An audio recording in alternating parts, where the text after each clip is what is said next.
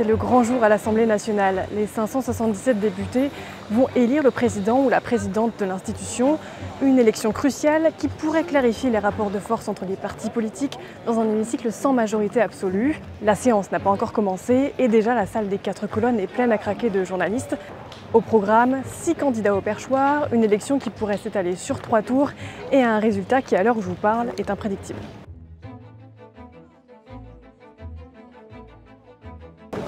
Là, c'est tous les éléments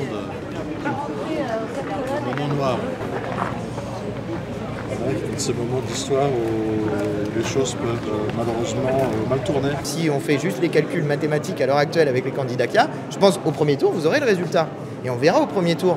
À mon avis, c'est M. Chassaigne qui va ressortir en tête. Sauf s'il y a déjà des accords de coin de table. C'est une possibilité aussi. Sincèrement, je ne sais pas à quoi m'attendre, mais comme cette législature est pleine de surprises et de rebondissements, donc j'en saurai plus à la fin de ces 3 tours.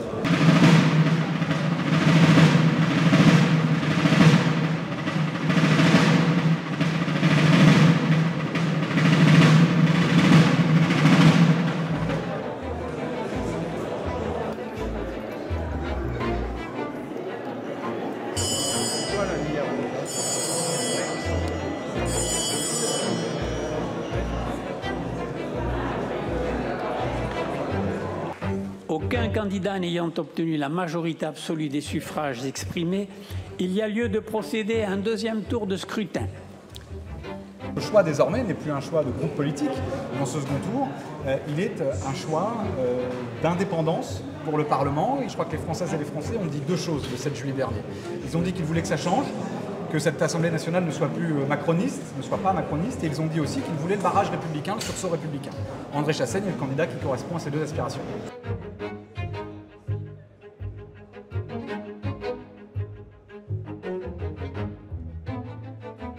Vous avez des pronostics quand même pour ce second tour et la suite? Non, même pas. Je suis pas en train de parler. Je vous dis, c'est désacralisant un petit peu, mais je sais que vous êtes toutes et tous attentifs à cette élection parce que ça fait un petit moment qu'il n'y a pas eu de suspense. Je verrai bien où on sera. C'est la grande surprise, ce sera le 3e tour.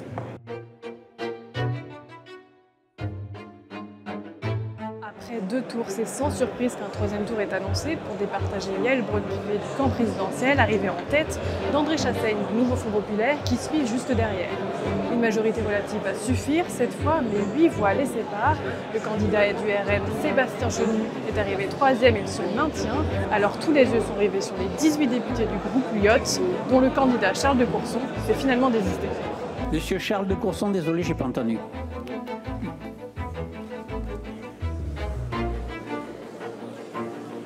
D'accord, ok. Dans le groupe, il y a aile de liberté. Pour certains, ils sont soit du centre droit, soit du centre gauche.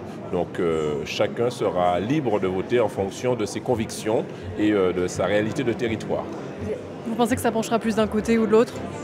Quel côté? Eh bien, franchement, aujourd'hui, on ne sait pas.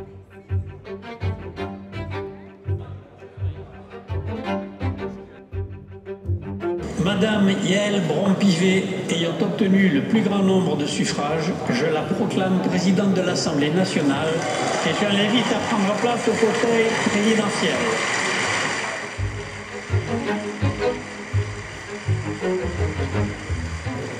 C'est un rappel du fonctionnement de notre démocratie et vraiment de l'importance de cette maison dans laquelle nous sommes, qui est la maison de la démocratie.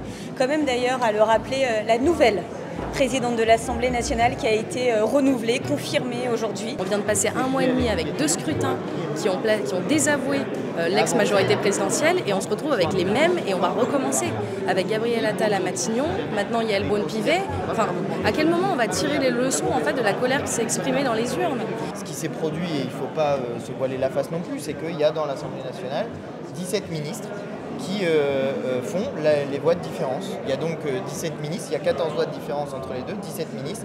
Si les ministres n'étaient pas dans l'Assemblée nationale, ce qu'exige normalement notre Constitution, eh bien Madame Braun-Pivet ne serait pas élue présidente de l'Assemblée nationale.